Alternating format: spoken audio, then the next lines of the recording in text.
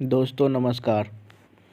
आज मैं बात करूंगा कि किशनगंज को लेकर मैंने जो एक पहले वीडियो डाली थी उस पर बहुत अच्छा रिस्पांस मुझे मिला और उम्मीद करता हूं कि मेरे कोई सुरजापुरी भाई भी मेरे साथ जुड़ जाएंगे और वो लोग भी अपने हक के लिए मिथिला के खिलाफ लड़ेंगे। चंपारण को मैंने आज़ाद करवा दिया। अंगिका डिस्ट्रिक्ट्स जितने भी हैं वो उनके नक्शे से जल्द ही ख़त्म होने वाले हैं। मीन्स स्वतंत्र हो जाएंगे। स्वतंत्र तो हैं ही, उनके नक्शे से मैं उनको मजबूर कर दूंगा हटाने के लिए। बाकी एक ज़िला हमेशा से शेष रह जाता है जिसके ऊपर न ही हमारे भोजपुरियों भाइयों का ध्यान गया, न ही हमारे सुरजापुरी बोलने वालों का ध्यान गया और इनफैक्ट हमारे अंगिका भाइयों ने भी कभी उस ज़िले पर कभी ध्यान दिया ही नहीं। और वो ज़िला है शेखपुरा। शेखपुरा ज़िला के बारे में यदि मैं बात करूं तो ये एक समय मुंगेर ज़िला का ही हिस्सा हुआ करता था और शेखपुरा ज़िला एक ऐसा ज़िला है जिसने बिहार को पहला मुख्यमंत्री दिया, श्री कृष्ण, और वो उनकी जन्मस्थली है शेखपुरा। शेखपुरा को मुंगेर से क्यों अलग किया गया, इसके पीछे बहुत ज़्यादा सोर्स या रेफरेंस हमें नहीं मिलता, लेकिन मुंगेर एक बहुत बड़ा ज़िला हुआ करता था जिसमें कि बेगूसराय, खगड़िया, जमुई, शेखपुरा और खुद का मुंगेर और लखीसराय, ये सभी ज़िला मिलकर मुंगेर ज़िला हुआ करते थे। और जो आज का सहरसा ज़िला है ये इसके कुछ पार्ट्स पहले भागलपुर में और कुछ पार्ट्स पहले मुंगेर में आया करते थे। तो अब हमें ये जानना है कि आखिर शेखपुरा को क्यों अलग किया गया। तो देखें, शेखपुरा बहुत ही दूर पड़ता था मुंगेर से और किसी भी काम काज के लिए शेखपुरा के लोगों को बार बार मुंगेर जाना पड़ता था, चाहे कोई सिविल कोर्ट में केस लड़ना हो या फिर कुछ और बातें हो। और शेखपुरा में एक बहुत ही बहुल मतलब पॉपुलेशन जो है वो मुस्लिम पॉपुलेशन है और इनकी हमेशा से एक मांग रही थी कि इनका एक सेपरेट छोटा सा ज़िला होना चाहिए। और वहाँ के कोई यादव थे शेखपुरा के बहुत ही नामी, जिनकी बहुत दूर तक पहुँच थी, और लालू प्रसाद यादव से उन्होंने इसकी गुहार लगाई और शेखपुरा ज़िला अस्तित्व में आया।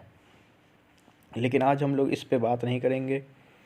हम बात करेंगे कि शेखपुरा ज़िला में जो भाषा बोली जाती है वो भाषा मगही है। मुझे पता है आप लोगों में से कई लोग शेखपुरा नहीं गए होंगे या फिर कभी नहीं गए होंगे, कभी विज़िट नहीं किए होंगे, क्योंकि शेखपुरा रेल मार्ग से उतने अच्छे तरीके से नहीं जुड़ा है। शेखपुरा से मात्र एक ही रेल मार्ग गुजरती है, किऊल गया रेल मार्ग। और चूँकि मैं भागलपुर से जब भी दिल्ली या फिर कभी भी मैं जाता था उत्तर बिहार की तरफ, तो मेरी बहुत शौक़ थी कि मैं भागलपुर से पहले गया जाता था। तो गया के लिए मैं भागलपुर से गया हावड़ा एक्सप्रेस पकड़ता था, मतलब हावड़ा गया एक्सप्रेस। तो उसकी जो रूट है वो भागलपुर, जमालपुर, किऊल, शेखपुरा होते हुए ही वो गया जाती थी। तो शेखपुरा में मैंने बहुत ज़्यादा टाइम तो नहीं बिताया है, लेकिन शेखपुरा की भाषाएं और वहाँ के कल्चर को मैं जानता हूँ। शेखपुरा से मुझे बहुत सारे दोस्त भी हैं और जो क्या बोलते हैं, जो हमारे परिवार में एक मेरी भाभी है, उन्होंने अपनी पूरी पढ़ाई लिखाई शेखपुरा ज़िले से ही की है। हालांकि वो जमुई ज़िले से ताल्लुक़ रखती हैं, लेकिन उन्होंने अपनी पढ़ाई लिखाई शेखपुरा से की है।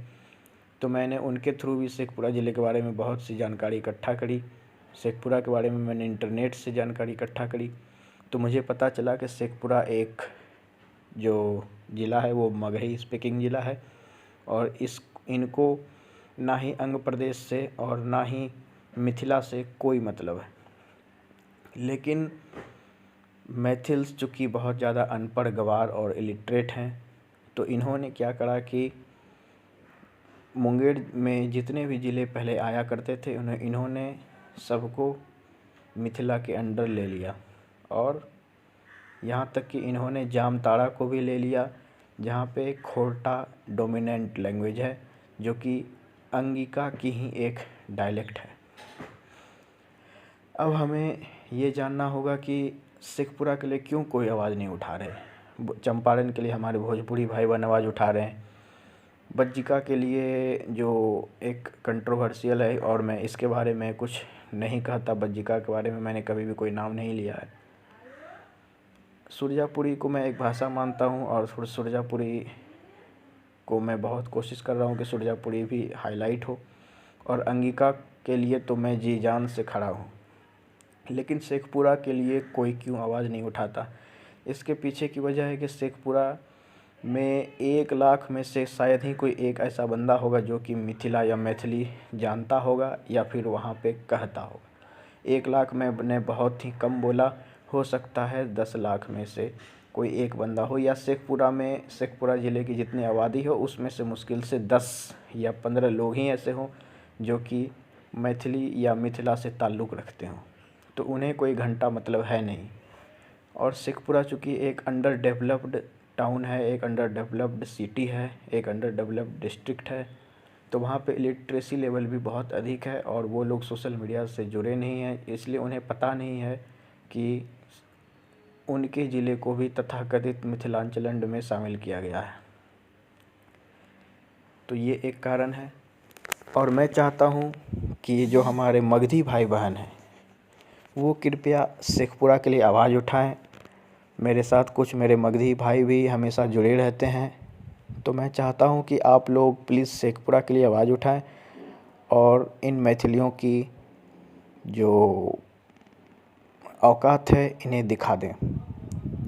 हम मैथिलियों भोजपुरियों मैथिली नहीं, हम मगहियों भोजपुरियों और अंगिका वासियों को और सुरजापुरी वालों बोलने वालों को एक होना है, और इनके खिलाफ़ इनको तोड़ना है।